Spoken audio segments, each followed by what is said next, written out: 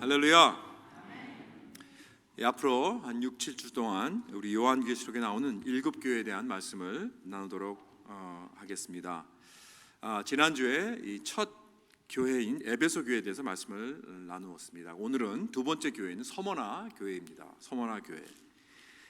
이 7교회는 다 교회 이름들이 그 지역 도시였습니다. 도시 이름들인데 지금은 이 소아시아 터키 지역에 다 있습니다. 그래서 혹시 여러분들 이 터키로 그 신약 성지 순례를 다녀오신 분들은 아마 가보셨을 것입니다. 이즈밀이라는 그 도시가 바로 서머나입니다. 서머나. 그래서 제 오늘 말씀 제목을 이즈밀 교회의 충성이라고 이렇게 했습니다. 지난 2007년도에 그 말라티아에서 아주 끔찍한 그런 살인 사건이 일어났습니다. 마사커입니다. 3명의 크리스천들, 그 중에 맨 오른쪽에 있는 분은 그 독일 선교사입니다. 그분을 포함해서 3명, 두 분은 이제 터키인인데 그 5명의 젊은 청년들이 이 민족주의자 젊은 청년들이 들어와서 저들이 있는 그 예배하는데 침입해서 저들을 타이다운하고 그리고 칼로 찌르고 많은 고난을 주고 한 그 얘기 들어보니까 100번 이상 찔렸다고 하더라고요. 몸에 칼로. 그리고 결국 목을 베서 죽였다고 합니다. 그중 한 명 저 왼쪽에 있는 분이 그 네자티 아이든이라는 분입니다. 저분은 사실 이즈밀 출신입니다. 서머나 출신입니다. 그래서 원래 무슬림 가정에서 태어났는데 1994년도에 예수를 믿고 크리스찬이 되어서 이제 아주 담대하게 자기의 믿음을 선포하고 또 정말 이렇게 길가에서도 전도하고 성경을 나눠주고 그러다가 감옥에까지 들어가고 그런 일을 다 경험했습니다. 하나님의 부르심을 받고 이제 목회자로서 말라티아로 가서 목회를 하고 또 거기에 그 크리스찬 출판사에 성경을 출판하는 출판사에서 일하면서 성경을 한 10,000부씩 이렇게 출판하면서 막 이렇게 배부하고 나눠주는 그런 일을 하다가 2007년도 부활주일 예배를 드리고 나서 이들이 이제 들어와서 문을 잠가 걸고 이 3명을 그렇게 살해를 했습니다. 장례식 때 500명이 넘는 크리스찬들이 참석해서 그 자리에서 함께 찬양을 부르고 하나님께 영광을 돌렸다고 합니다. 그리고 그의 시신은 자기 고향인 이즈밀 서머나에 묻혔습니다. 이 서머나 교회를 향한 예수님의 말씀이 옛날 말씀이 아니라 오늘 서머나에 있는 교회에게 주신 말씀이요. 뿐만 아니라 역사적으로 주님을 위해서 주님의 이름을 위해서 고난을 받고 핍박을 받고 죽임을 당하는 그런 모든 교회에 향한 말씀이라 우리는 믿습니다. 예수님 자신도 8절에 이제 서머나 교회에게 편지를 보내시면서 시작을 이렇게 말씀하셨습니다.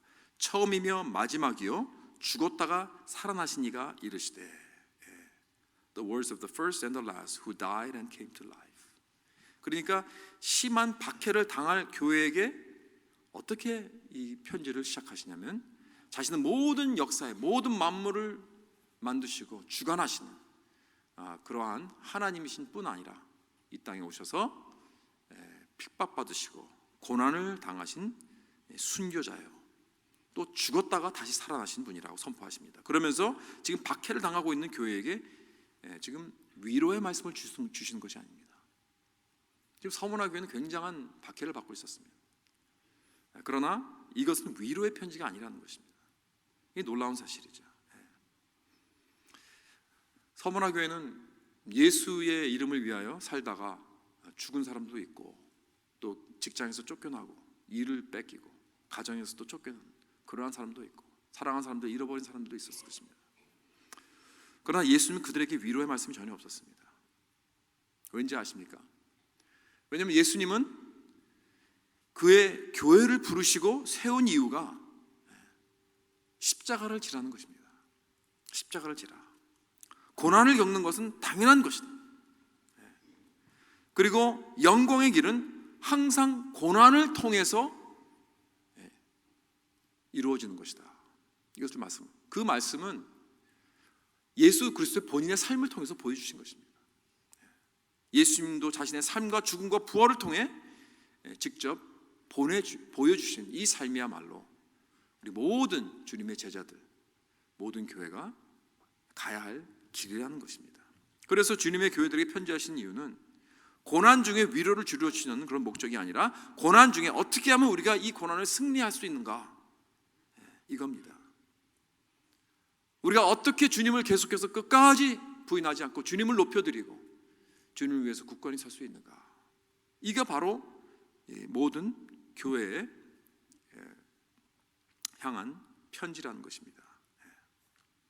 How to overcome suffering they're going through because of Christ. 우리가 신약을 통해서, 그리고 역사적인 문서를 통해서 알 수 있는 것은 초대교회는 주님을 위해서 받는 고난을 특권으로 생각했다는 것입니다. 나도 주님의 고난에 동참할 수 있다는 것이 얼마나 큰 영광인가.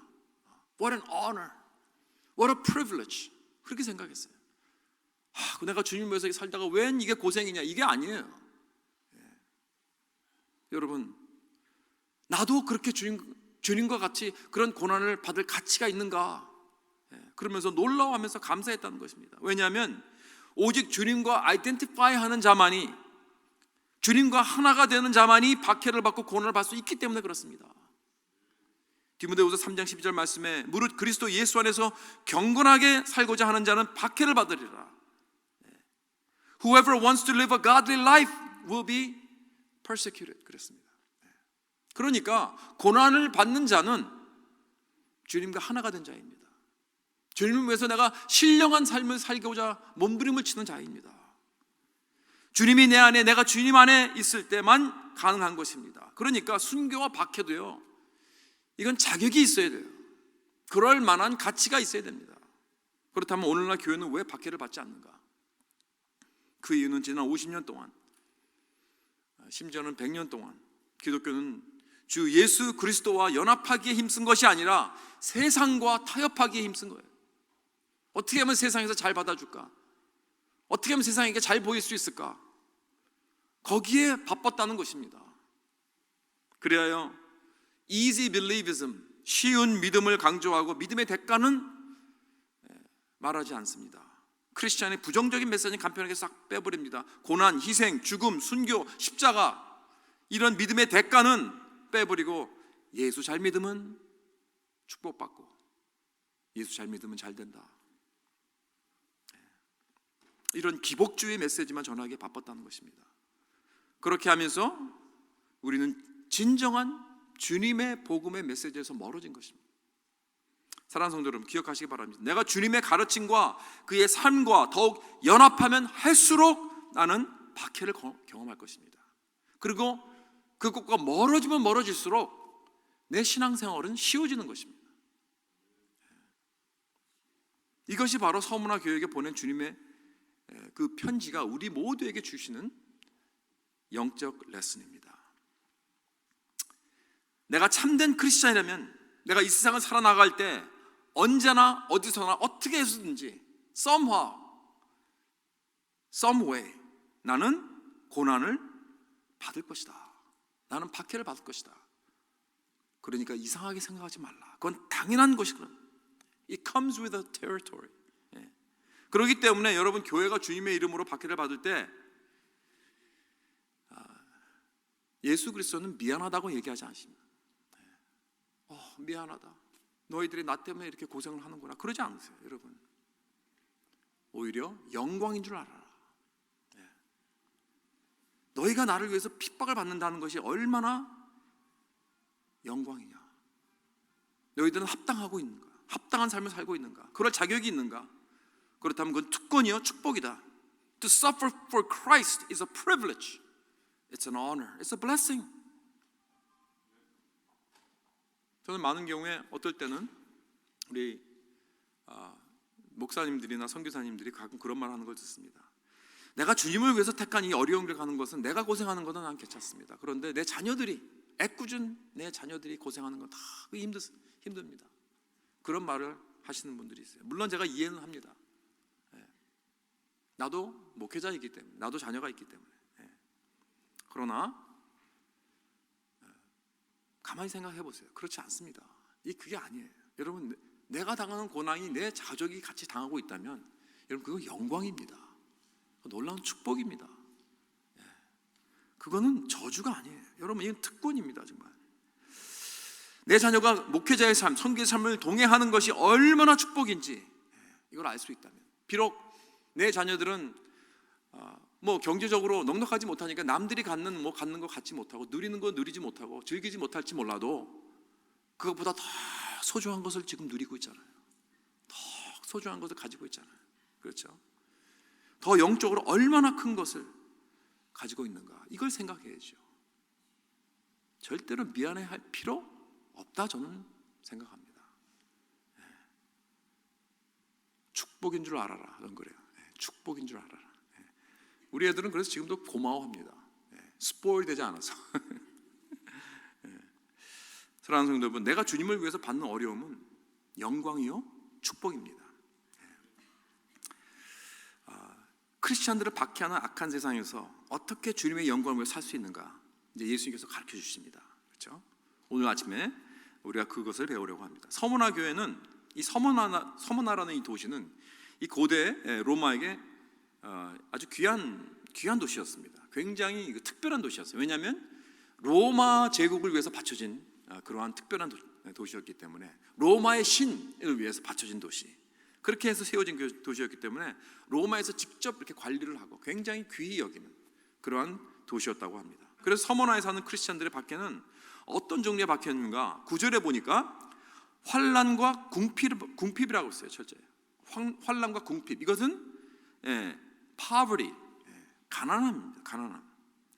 그래서 크리스찬들은 다 가난을 경험합니다. 왜냐하면 사회적으로, 조직적으로 그들의 일을 빼앗고 재산을 빼앗고 세금을 매기고 그러니까 일단 크리스찬이 되면 아주 조직적으로 systematically 어려움을 당하게 되는 거예요. 그러니까 우리 사회에서도 그런 것을 경험할 수 있습니다. 어느 정도. 만약 내가 주님을 위해서 담대히 내가 주님을 위해서 내가 서 있고 담대히 주님을 내가 선포하면서 나의 크리스찬 이 메시지를, 크리스찬 믿음을, 이 컨빅션을 가지고 살아간다면 여러분 사실 어려워질 수 있어요. 손해를 볼 수 있습니다. 잘못하면 직장에서 잘릴 수도 있고요. 내가 포함되기 원하는 그런 어떤 소셜 서클에서, 어떤 네트워크에서 내가 제외될 수가 있습니다. 외면을 당할 수 있습니다. 우리가 이 한인 사회에서는 잘 느끼지 못할 수 있지만, 왜냐하면 많은 한인들이 교회를 다니고 있기 때문에. 그러나 미국 사회에서는 이것이 점점 더 심각한 문제입니다. 절대로 사회에서, 직장에서나 professionally 이거 언급 안 하는 게 이제는 그게 유래입니다. 그런 말 했다가 잘못하면 완전히 외도를 당합니다. 그래서 이 크리스찬이 된다는 게 이 미국 사회에서 사실 굉장히 힘듭니다. 여러분, 이 미국 사회가 이 크리스찬 국가라고 생각하면 이건 큰 오해입니다. 옛날 얘기예요, 옛날 얘기. 시스템에릭하게 이렇게 마귀는 크리스찬들의 입을 완전히 틀어막고 있습니다. 절대 말도 꺼내지 못하게. 이단 뭡니까? 돈과 연결이 된 것입니다. 주 예수 그리스도께 충성한 삶은 결국 나중에는 가난하게 처할 수 있게 된다는 거예요. 손해보게 된다는 거예요, 경제적으로. 이때 예수님께서 그들에게 말씀하십니다. 내가 너희들의 환난과 가난을 잘 안다. 그러나 너희들은 부여한 자라는 것을 너희들 깨달아야 된다. 왜 그들이 부자일까요? 비록 그들은 경제적으로 정말 완전히 가난하고 완전히 다 빼앗겼는데 무엇이 가난할까요? 왜냐하면 예수 그리스도를 참된 보화로 여긴다면 이 세상에서 내가 겪는 경제적인 가난을 볼 때 그것은 비교하면 아무것도 아니라는 거예요. 왜? 나는 예수 그리스도를 가짐으로 인해 모든 것을 가졌기 때문에. 이 컨빅션이 있으라는 거예요. 예수님. 오늘 우리도 이 영적인 관점을 가지고 주님 앞에 담대하게 주님의 믿음을 붙잡고 살아갈 수 있기를 주님의 이름으로 축원합니다. 그 다음에 서머나 교회 밖에는 이렇게 그 가난, 나의 소유를 빼앗길 수 있는 어떤 그러한 박해였고, 두 번째로는 비방이었습니다. 비방. Second kind of persecution was slander. 9절에 나오죠. 자칭 유대인이라 하는 자들의 비방도 알거니와 실상은 유대인이 아니요 사탄의 회당이라 그랬습니다.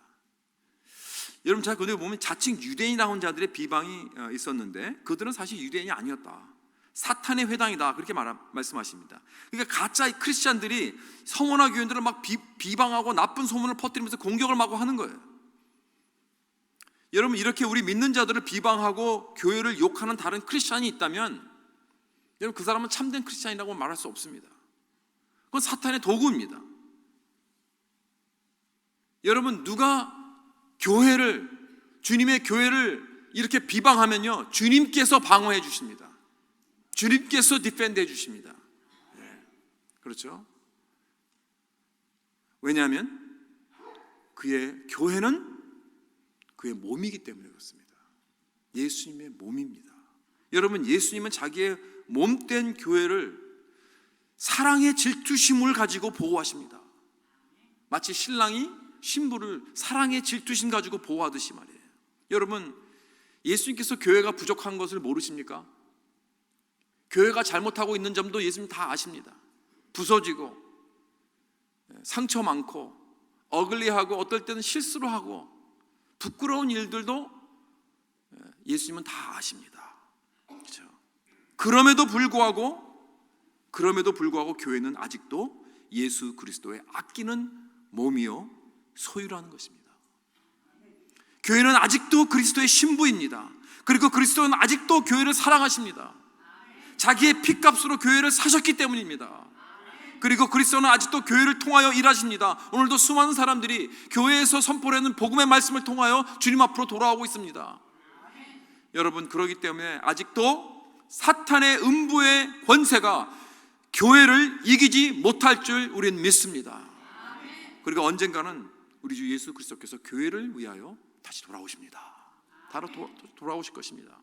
그렇기 때문에 교회에 대해 여러분 우리가 함부로 비방하고 비판하는 것 조심하십시오. 예수님께서 화나십니다. 예수님의 신부입니다. 여러분 내가 진정으로 예수님을 사랑한다면요, 내가 진정으로 예수님을 사랑한다면 예수님이 그렇게 사랑하시는 이 교회를 사랑하지 않을 수 없습니다. 예수 그리스도를 내가 섬기기 원하면서 교회를 섬기지 원하지 않는다? 이건 있을 수 없는 것입니다. 교회를 두렵고 떨리는 마음으로 높이고 세우지 않을 수 없다는 것입니다. 그런데 그 당시 서문화 교인들은 자기들의 레퓨테이션에 먹칠당하고 있었습니다. 여러분 만약에 우리 세레토 선교교회가 이 남가주에서 나쁜 소문이 돌고 있다고 생각해 보십시다. 그 교회는 뭐 목사가 이렇고 저렇고 장로님들이 이렇고 저렇고 성도들이 서로 싸우고 갈라져 있고 시끄럽고 이상한 교리를 가르치고 문제가 많은 교회고 뭐 이런 식으로 소문이 난다면 여러분 놀라운 충격이 아닐 수 없습니다. 그렇죠? 그런데 스페셜리 그것이 사실이 아니라면, 사실이 아닌데 그런 소문이 난다고 생각해 보십시다. 지금 서문화 교회는 그런 고통을 겪고 있었습니다. 서문화 교회는 7교회 중에 2교회 중 하나였어요. 2교회 중 하나 예수님께서 절대로 리뷰하지 않으셨어요. 질책하지 않으시고 칭찬만 하시고 격려하시는 그런 교회였습니다. 잘하는 교회입니다. 정말 건강한 교회입니다. 충성하는 교회입니다. 그런데 지금 비방을 막 받고 있는 거예요. 잘못된 소문을 받고 있는 거예요. 여러분 그런 이 고난과 고통을 겪고 있었습니다. 그런데 유대인들이 예수님께도 그런 비방하지 않았습니까? 예수님께서 십자가에 돌아가셨을 때 저가 남은 구원하되 자기 자신은 구원하지 못하는구나 하면 조롱합니다. 뿐만 아니라 여러분 십자가에서 돌아가신 예수 그리스도는 오직 한 분, 전혀 죄가 없으신 완전하신 분이 우리의 모든 죄를 다 짊어지고 대신 모든 우리의 죄의 누명을 다 뒤집어 쓰시고 돌아가신 것입니다. 온갖 비방과 부끄러움을 다 당하시고, 그러니까 예수님은요 누구보다도 더 잘하십니다. 내가 억울하게 이런 나쁜 엉뚱한 소문을 받고 이런 비방을 받고 하는 그러한 입장을 누구보다도 더 잘하십니다. 여기 모인 우리들도 우리가 한 주간 살아갈 때 여러분이 만약에 그리스도 예수를 위하여서 정말 신실하고 충성된 모습으로 산다면 여러분 기억하십시오. 분명히 반드시 꼭 어려움을 받게 됩니다. 거기에 대한 대가가 분명히 있을 것입니다. There is a cost of being faithful to Jesus. 내가 경제적으로 손해볼 수도 있고요, 뭔가를 잃어버릴 수도 있고요, 또 나에 대한 잘못된 비방이 올 수 있습니다. 나쁜 소문이 돌 수가 있어요. 예수님은 절대로 이 세상에서 크리스천으로 산다는 거 쉽다고 말한 적이 없습니다. 나로 인해 박해를 받으리라. 내 이름을 위하여 살다가 분명히 받을 것이다. 환난이 올 것이다. 크리스천으로 제대로 산다는 것은 그건 어렵다. 나에게 충성하면 그건 고통을 가져다 줄 것이다. 각자 자기 십자가를 지고 나를 따르라. In this world you will have trouble. 환난이 올 것이다. 분명히 이렇게 말씀하셨습니다. 예수 믿으면 모든 게 잘 되고 편한 삶을 산다고 약속하신 적이 없습니다. 그러나 확실하게 주시는 약속은 무엇인가? 담대하라. 내가 세상을 이기었노라. 이겁니다. 너희는 이미 승리했다는 것입니다. 너희들은 이미 이겼다. 왜? 내가 이 세상을 이겼기 때문에. 그렇죠? 할렐루야. 여러분, 이렇게 예수님은요, 크리스찬이 되는 대가를 절대로 숨기지 않으십니다. 있는 그대로 말씀하십니다. 그런데 이제 예수님은 교회가 주를 위해서 어떤 모양의 고난을 받을 것을 말할 뿐 아니라 그 고통이 올 때 어떻게 그 고통에 반응해야 하는가를 말씀해 주세요. 그걸 가르쳐 주십니다. 첫째로 그들이 필요한 것은 용기입니다. 용기가 필요했습니다. courage, 담대함, 두려워하지 않는 담대함. 여러분, 1년에 며칠이 있죠? 1년에 365일 있죠. 성경에 365번 나오는 단어가 있는데 뭔지 아십니까? 두려워 말라. 그렇습니다. Fear not, fear not.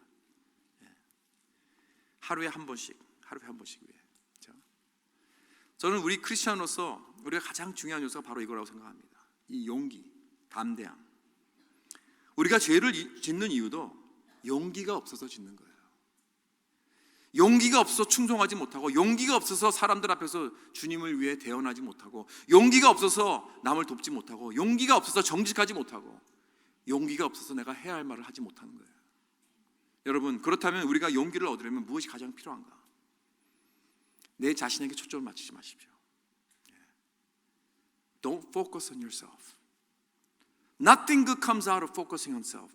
내 자신에게 초점을 맞춰서 좋을 게 하나도 없습니다. 내 자신에게 초점을 맞추면요, 나는 either 우월감이 있든지 아니면 열등감에 사로잡힌지, 이 둘 중에 하나더라고요. 내 자신의 초점을 맞추면요, 내가 잘하는 거 있어, 내가 자신만만한 거 있으면, 남보다 내가 더 잘한다 생각하면 우월감이 생겨요. 그거 안 좋은 겁니다. 그렇죠? 그러나 또 내 자신에게 포커스를 하면은 나는 늘 부족하고, 나는 할 수 없고, 내가 잘못하고, 이런 열등의식에 사로잡힐 수밖에 없어요. 둘 중에 하나입니다. 교만한 우월감이나 열등감이나 역시 자신만 생각합니다. 여러분, 내 자신에 대해서 생각하지 마십시오. 인생은 나에 관한 것이 아닙니다. It's not about you. 복음을 아는 자는 바로 이걸 깨닫습니다. 복음은 나의 자만감, 이기심, 우월감, 이런 것들을 내려놓게 하는 겸손함을 우리에게 주십니다. 왜냐하면 복음은 내가 생각하는 것보다 내가 더 큰 죄인이기 때문에 그렇습니다. 그럼에도 불구하고 복음은 무엇이냐? 하나님은 우리를 내가 생각하는 것보다 더 크게 사랑하신다는 거예요. 이게 복음 아닙니까? 내가 생각하는 것보다 난 상상할 수 없을 만큼 나는 죄인입니다. 그럼에도 불구하고 하나님은 나를 내가 상상할 수 없을 만큼 사랑하신다. 이 모습 이대로. 이게 복음입니다. 그러니까 여러분, 내가 어떻게 감히 우월감을, 남을 비교해서 내가 우월감을 가질 수 있을까요? 없습니다. 그리고 하나님께서 나를 이만큼 사랑하신다면 내가 어떻게 열등의식에 빠질 수 있는가? 없지요. 이렇게 복음은 나에게 새로운 자아상과 아이덴티티를 소유하게 해줍니다. 그래서 내 자신에게 초점을 맞추지 않을 때 나는 용기가 일어나기 시작합니다. 그리고 내 그 초점이 이제 나에게서부터 옮겨져서 어디로 향해야 된다고요? 부활하신 예수 그리스도에게. 거기서부터 우리는 용기가 일어나는 것입니다. 그렇죠? 사랑하는 성도 여러분, 우리가 부활하신 예수 그리스도를 만나고 그분만 바라보면요, 우리는 용기를 얻을 수 있어요. 옛날에 코미디언 구봉서 씨에 의하면 부활하신 예수님께서 부활하시고 난 후에 제자들에게 하신 첫 마디가 뭔지 아세요? 나 보이니? 그랬대요. 그런데 성경은 뭐라고 돼 있어요? 두려워하지 말라. 두려워하지 말라. 예수 그리스도가 정말로 나를 대신해서 나의 죄를 위해 죽으셨는데 다시 죽음으로 살아나셨다는 것은 그분만 믿으면 나도 용서를 받고 이제부터 놀라운 소망을 가지고 살아나갈 수 있다는 거예요. 여러분, 나도 부활한다는 이 믿음을 가지는, 이 놀라운 믿음, 그러면 우리가 죽음 앞에서 우리는 담대할 수 있습니다. 그리고 다시는 고통과 죽음이 없는 이 놀라운 천국의 미래를 우리는 바라보면서 담대하게 소망을 가지고 살아가는 것입니다. 그렇기 때문에 죽음이 날 이기지 못합니다.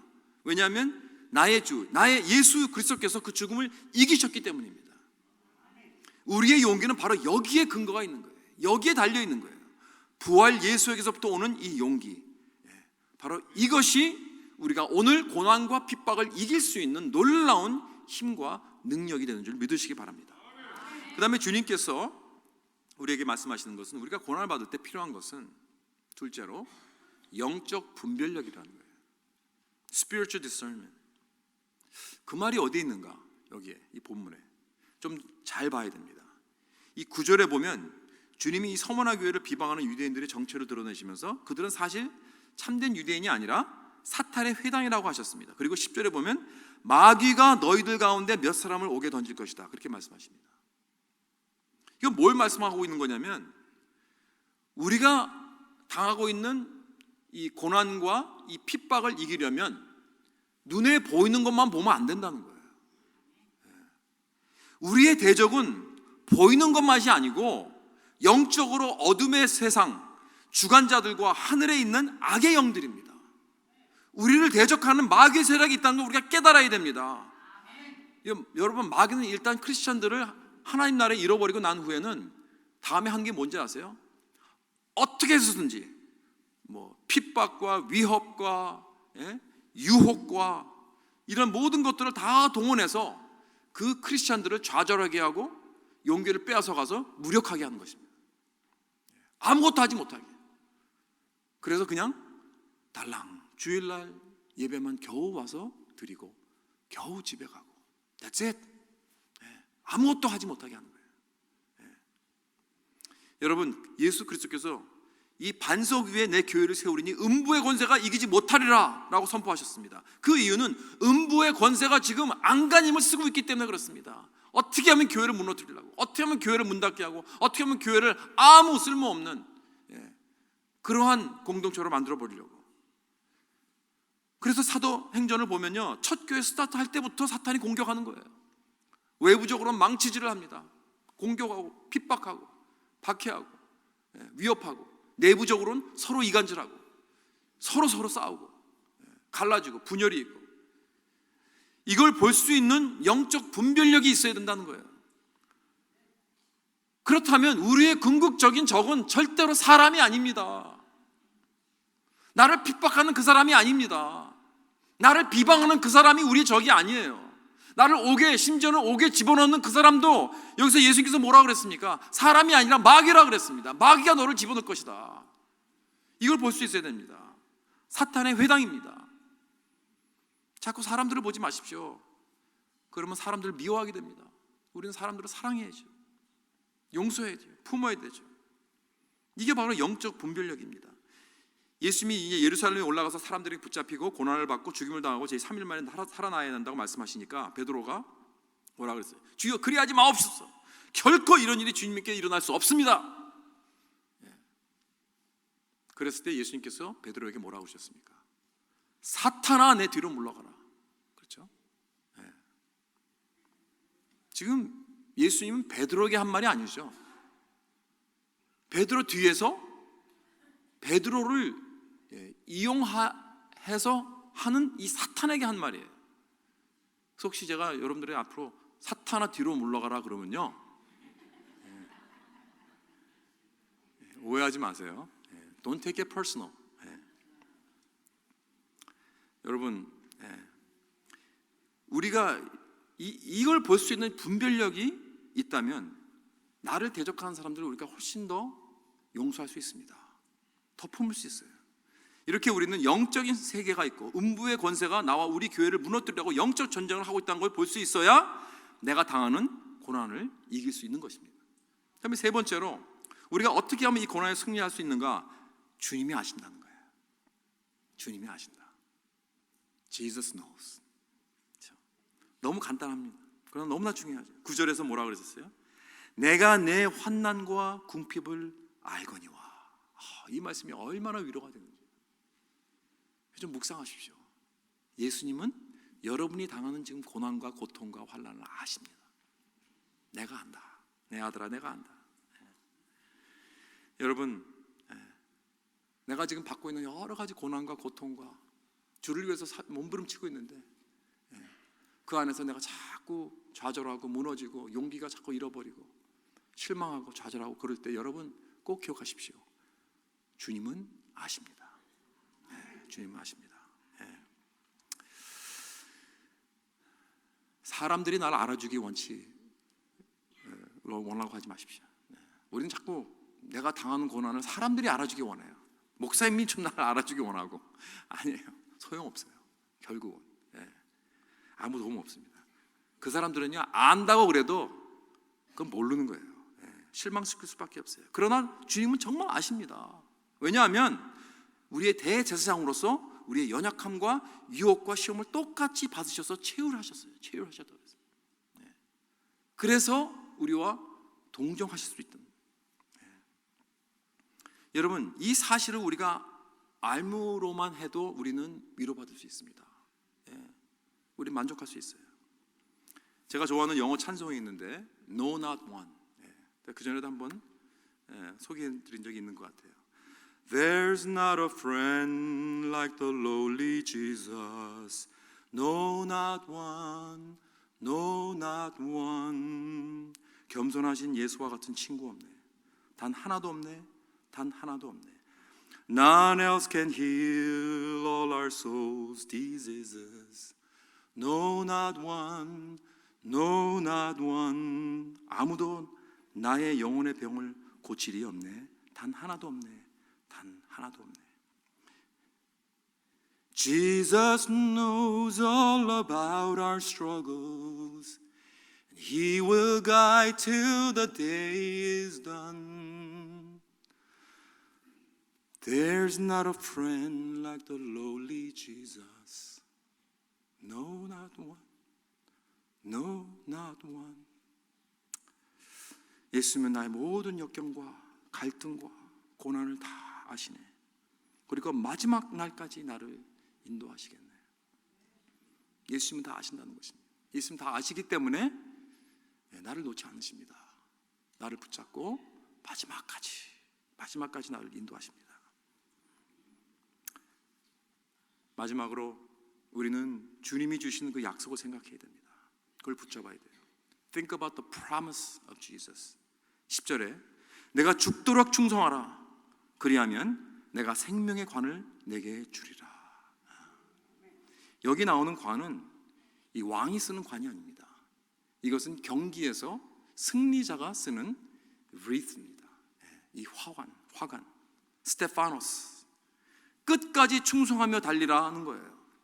그럼 내가 너에게 인생의 스테파노스를 주겠다. 여러분, 스테파노스가 또 이름입니다. 여러분, 누구를 상기하죠? 스테파노스. 스테반. 그렇죠, 스테반. 우리 첫 순교자입니다. 사도행전 6장과 7장에 나오는 첫 순교자 스테반. 예수 그리스도의 생명의 관을 쓴 순교자였습니다. 그런데 스테반뿐 아니라 끝까지 충성한 주님의 모든 종들에게 이 승리의 관을 주신다고 약속하십니다. 그리고 11절에 보니까 이기는 자는 둘째 사망의 해를 받지 아니하리라고 약속하십니다. 내가 주님을 위해서 고난과 역경을 만나 심지어는 죽게 되었을 때 둘째 사망은 나를 타치하지 못한다 그랬습니다. 여러분, 첫째 사망은 뭐예요? 내가 이제 육신적으로 죽으면 그건 뭡니까? 그거는 문입니다. 그저 문이에요. 여기서부터 저 영원한 천국으로 들어가는 문입니다. 그러나 둘째 사망은 뭐냐? 예수를 안 믿는 모든 자들이 받을 결과입니다. 마지막입니다. 영원한 죽음. 그 영원한 죽음은 절대로 우리를 타치를 하지 못하기 때문에 우리는 부활의 예수를 바라보고 있는 것입니다. 그럴 때 모든 두려움은 사라지고 나는 진정한 용기와 담대함을 가지고 어떠한 고난도, 심지어는 죽기까지 되는 죽음 앞에서도 나는 담대히 그 영광을 바라볼 수 있다는 것입니다. 고린도후서 4장 17절 말씀이 장차 영원한 영광의 무겁고 중한 것을 보니까 내가 지금 받고 있는 이 환난은 비교적 너무나 경한 것이다. 그렇게 말씀하셨습니다. 우리는 늘 이렇게 영원한 약속을 생각하고 그 약속을 붙잡아야 됩니다. 그래야 현재 고난을 제대로 볼 수 있는 이 관점, 이 퍼스펙티브가 생기는 것입니다. 이 말씀을 받은 서머나 교회에 그때 폴리캅이라는 사람이 있었습니다. 사도 요한의 제자로서 서머나 교회를 담임 목회한 주교였습니다. 그분이 이제 붙잡혀서 이제 그 경기장에서 화형으로 순교하기 직전에 그 옆에 있는 사람이 가이사를 주라고 부르면 살 수 있는 기회를 주겠다 그랬다고 합니다. 그러나 그의 답은 이거였습니다. 나의 주 예수 그리스도는 지난 84년 동안 한 번도 나에게 해를 주지 않으셨는데 왜 내가 이제 와서 그를 부인하겠느냐? 당신도 나와 같이 크리스찬이 되기 원하면 우리 날을 정해서 한번 만나서 이야기합시다. 그렇게 얘기를 했다는 거예요. 죽기 전까지 그는 전도를 이렇게 합니다. 지금도 이즈메일에 가면 성 폴리캅 교회에 저 그림이 있습니다.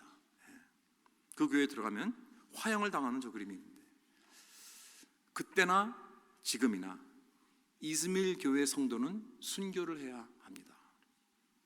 사랑하는 성도 여러분, 우리들은 그런 환난은 아직 당하지 않을 수 있습니다. 그러나 이제부터 이 예배당에서 나가서 여러분의 삶 속에서 하나님께서 보내시는 여러분이 부름을 받은 여러분의 삶 속에서 그것이 직장이든 가정이든 어디든 가서 여러분 내가 이런 질문을 해야 할 때를 만날 수 있습니다. 주 예수께 충성할 수 있는가? 주 예수님을 위해서 내가 당당히 설 수 있는가? 내가 십자가를 질 수 있는가? 내가 이 세대를 본받게 되는 그런 세상적인 프레셔 앞에서 나는 타협할 수밖에 없는가? 이 질문을 해야 할 때가 있을 것입니다. 그때 여러분 주님의 말씀을 기억하십시오. 죽도록 충성하라. 죽도록 충성하라. 죽도록 충성하라. 내 자신을 보지 말고 부활하신 예수 그리스도를 바라보면서 그의 영원하신 약속을 붙잡아 이번 주에도 주님의 말씀을 기억하면서 순종하며 이기는 자의 삶을 살아 스테파노스의 관을 받는 저와 여러분 될 수 있기를 주님의 이름으로 축원합니다.